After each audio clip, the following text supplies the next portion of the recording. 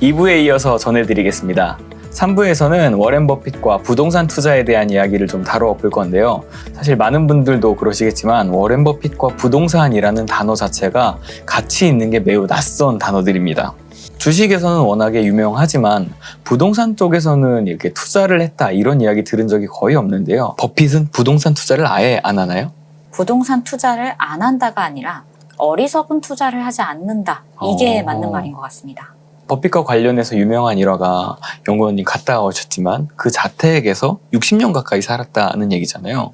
그러면은 60년 전에 구매를 한 건가요? 네, 실제로 이 워렌 버핏이 언제 자가를 구매했나 우리 모두의 관심사잖아요. 그럼요. 어떻게 자가를 구매하나. 결혼하자마자 이제 와이프 입장에서는 집을 좀 사자. 우리도 편안하게 있을 때가 필요하지 않겠느냐 이랬더니 이제 워렌 버핏이 그럽니다. 나한테 지금 수중에 돈이 1만 달러 정도가 있는데 이거는 나에게 거의 목숨과도 같은 거다.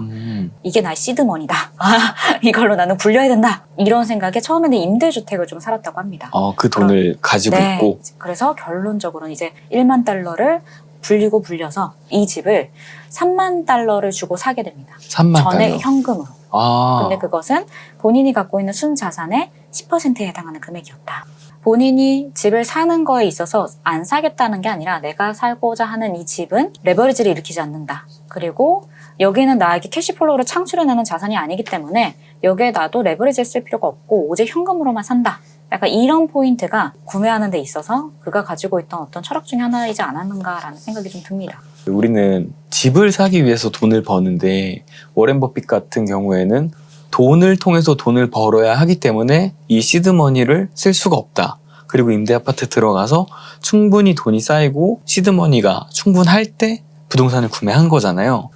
근데 한 가지 좀 궁금한 게 있는데 워렌 버핏은 지금 여기서 65년째 제가 보니까 살고 있더라고요. 살아야 되는 집이니까 이 집은 샀다고 치고 그 외에 다른 투자는 아예 안 하는 건지 다른 부동산 투자도 실제로 했었는지. 알려진 바로는 그 이후에 한 2개 정도의 부동산 투자를 더 했다고 알려져 있습니다. 이제 첫 번째는 86년도에 투자했던 농장 투자를 했던 일이었는데요. 80년대 이제 초인플레이션이 지나고 자산 거품이 붕괴가 되면서 농장에 대한 그때도 엄청난 열풍이 있었는데 그게 이제 다 거품이 커지기 시작하면서 폭락하기 시작했습니다. 자산 가격이. 그렇게 되면서 오마하 인근에 이제 농장 하나가 공매로 나온 건데 그때 이제 워렌 버핏이 첫째 아들이 농부에도 관심이 많고 농부이시기도 하고 그 농장에 대해서 관심을 가지게 됐는데 경매로 나왔기 때문에 매입 시점의 가격이 충분히 안전마진이 확보가 되었다라는 게 첫 번째였고 두 번째로는 내가 이 자산을 매입을 하면 연 얼마를 벌 수 있고 이게 나중에 벌어들이는 돈이 늘어날 수 있는가에 대한 이제 2가지 시뮬레이션을 다 해보는 거죠.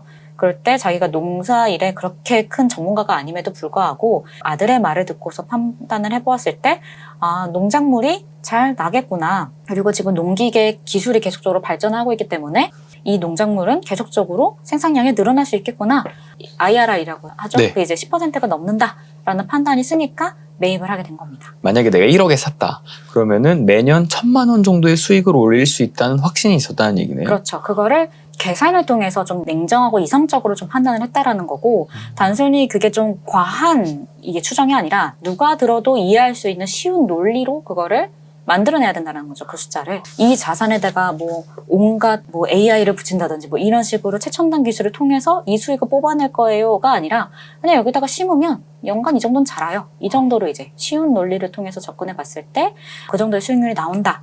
라는 거를 알고 그 수익률이 과도하게 설정되지 않았고 그렇게 과도하게 설정되지 않으려면은 엔트리 금액이 작아야 되잖아요. 그러니까 안전마진까지 확보가 된 자산 금액일 때 매입 결정을 좀 하신 거죠. 네, 그리고 두 번째 투자 사례도 말씀을 좀 드리면 93년도에 이제 뉴욕 대학교 인근의 상가 건물을 매입을 하게 됐습니다. 이제는 저희들이 익숙할 만한 그런 자산으로 좀 넘어왔죠. 그렇죠. 그게 이제 상가를 매입을 하게 된 사례인데 이거 역시도 당시에 이제 저축은행 사태 벌어지고 나서 자산 거품이 깨졌을 때 자산 정리 신탁 공사에서 내놓은 빌딩이었습니다. 이것도 상당히 안전마진이 확보된 자산 가격이었고요.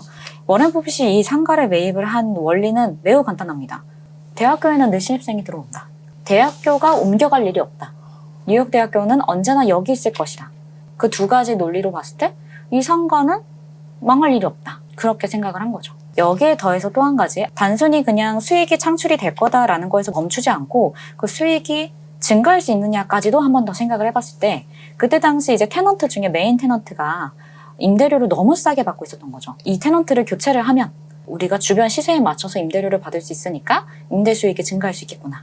그래서 그 자산을 매입을 하게 됩니다. 이것 역시도 당시에 IRR 수익률이 한 10에서 15% 정도 되는 걸로 계산을 하고 구매를 했다고 합니다. 지금 말씀해주신 두 가지 사례에서 공통적으로 나온 게 거품이 꺼졌을 때, 저렴할 때 부동산을 구매하고 차입 없이 부동산을 구매한다. 이것도 워렌 버핏의 어떤 특징 중 하나가 아닌가 싶습니다. 최근 상업용 부동산에 대한 워렌 버핏의 생각을 좀 들어보고 싶은데요. 주주총회가 있던 5월쯤에 미국에서 상업용 부동산 거품에 대한 얘기가 굉장히 많았다고, 관련된 질문도 좀 나왔었다고 들었는데 어떻게 요즘 보고 있다고 하시나요? 워렌 버핏은 뭐 나올 일이 나왔다 라고 다소 시니컬하게 좀 반응을 했고요. 부동산 디벨로퍼들, 그리고 금융기관들, 이런 사람들이 금액을 부풀리고 버블을 키웠다라는 표현들을 좀 했었기 때문에 상업용 부동산은 결론적으로 버블이었다라고 좀 인정을 하는 것 같고요.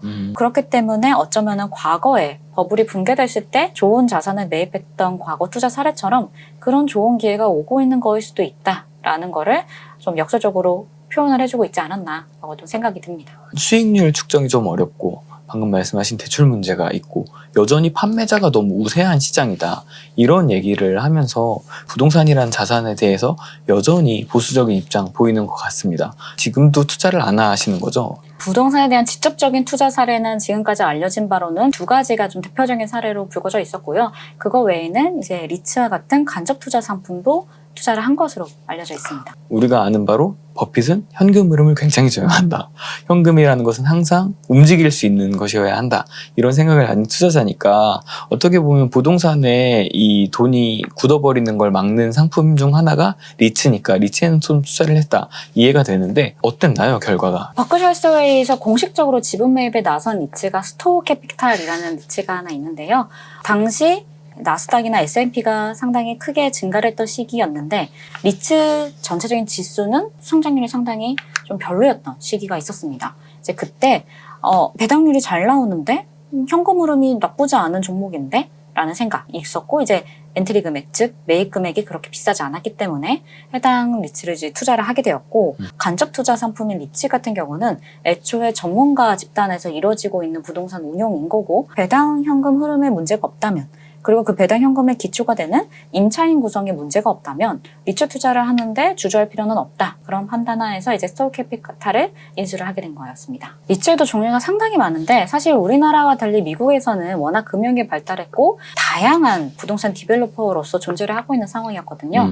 근데 스토어 캐피탈 같은 경우는 한 건물에 임차인이 딱 하나만 있는 가장 단순한 구조의 리츠였습니다. 워렌 버핏스럽죠. 난 복잡한 거 싫고 간단한 거 원하는데 간단한 임차인으로 구성된 빌딩들, 이게 제일 깔끔한 거죠. 간단하지만 수익 추정이 확실하고 배당을 확실하게 받을 수 있는 종목들 위주로 구성을 했다라는 측면에서 리츠의 투자 근거가 있었던 것 같습니다. 또 하나 좀 재미있는 게 있는데 버크셔 해서웨이 밑에 부동산 중개하는 기업이 있다고요? 네, 맞습니다. 워렌 버핏이 집에 대해서 표현을 한 것들은 상당히 많은 이제 문구들이 있는데, 누구나 어느 나라 사람이나 다 자기 집을 사고 싶어 하는, 자기 집을 갖고 싶어 하는 욕망은 다 있다. 라는 그 전제를 가지고 보았을 때, 그러면 집과 관련된 비즈니스 중에서 어떻게 안정적인 현금 흐름이 나올 수 있을까를 고민을 해보면 사실은 수수료 사업이 가장 안정적인 현금 흐름인 거죠. 그렇죠. 집이 가격이 올라도 집값이 빠져도 누군가는 언제나 집을 사고 싶어하는 욕망이 있을 거기 때문에 그 욕망이 있는 한 거래는 일어날 거고 거래가 있는 한 수수료는 발생한다. 여기서 이제 중개 서비스업에 대한 매력을 좀 파악을 했던 것 같고요. 일생에 있어서 단 한 번뿐인 결정일 테고 그런 거를 온라인을 통해서 하진 않을 거다. 결국에는 오프라인을 통해서 이루어질 것이고 중개인의 역할이 상당히 크다. 그리고 그 로컬라이제이션이 상당히 잘 되어 있다. 그래서 버크셔 해서웨이 투자 원칙과 맞죠. 어떻게 보면 프랜차이즈화된 여러 가지 중개업소들을 지주회사처럼 들고 있는 그런 컨셉의 중개업 비즈니스의 매력을 좀 느꼈던 것 같고요. 그게 바로 홈서비스 오브 아메리카라는 회사로 현재 버크셔 해서웨이 자회사로 있습니다. 워렌 버핏의 부동산 투자 철학을 제가 되짚어보면서 상당히 마음에 와닿았던 문구가 하나 있었는데요. 그게 바로 2008년 금융위기 때문에 미국이 한창 난리였을 때, 미국뿐만이 아니라 뭐 전 세계가 다 난리가 났었을 때 주주총회에서 그런 질문이 좀 있었습니다. 최근에 이런 주택 가격의 붕괴, 그리고 그동안의 대출 여러 가지 사건들, 이런 걸 보았을 때 어떻게 생각하시나요? 라는 질문에 대해서 워렌 버핏이 심사숙고하고 나온 답변이 결국 집을 사는 건 정말 권장할 만한 일이고 누구에게나 다 필요한 일이다. 집을 산다는 거는 정말 좋은 일이다. 그리고 국가가 집을 살 수 있게 하는 거는 정말 좋다. 근데 바잉이 아니라 리빙에 초점을 맞춰야 된다. 금리가 올라가서 이자를 못 내고 그 집을 살 수 있는 능력이 안 돼서 밀려나듯이 집에서 떠나면 안 된다, 사람들이.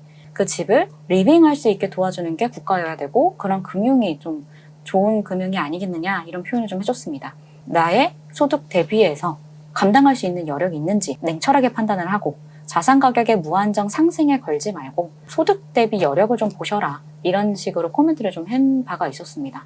우리나라의 많은 영끌족들도 고통을 받고 있고 또 집이 없는 무주택자들도 고통을 받고 있고 그 워렌 버핏의 코멘트가 여러모로 우리에게 울림을 주고 있진 않나 이게 좀 생각이 듭니다. 버크셔 해서웨이 주주총회 관람기는 이것으로 모두 마치고요. 마지막으로 소감을 여쭤보고 마치도록 하겠습니다. 저뿐만 아니라 금융업에 종사하는 자본사회에 살고 있는 모두한테는 전설적인 인물처럼 불려오는 워렌 버핏이라는 사람이 실존하는구나. 그걸 두 눈으로 본다라는 거. 그거 자체가 갖는 의미가 좀 컸다라고 생각이 되고요. 단순히 돈을 많이 벌어서 부자다. 그러니까 정말 대단한 사람이야 라는 게 아니라 그 부를 축적하는 과정에서 그 철학이 변하지 않고 유지가 되었다라는 것도 두 눈으로 확인하고 있다라는 것도 신기했고 두 번째로는 그런 주주총회 분위기를 통해서 그가 쌓은 부를 다들 인정하고 존경하고 찬사를 보내고 있는지를 느꼈다라는 점에서 정말 의미가 있는 참석이었습니다. 이제 나이가 많으셔서 그쵸. 언제까지 주주총회 직접 나오실지 모르니까 늦지 않은 기회에 안 된다고 한다면 유튜브 라이브라도 꼭 보시면 좋을 것 같습니다. 선한 영향력을 가진 부자고 존경받는 어른으로서 굉장히 멋진 인생을 사는 분 아닌가 싶습니다. 네, 잘 들었습니다. 네. 감사합니다. 감사합니다.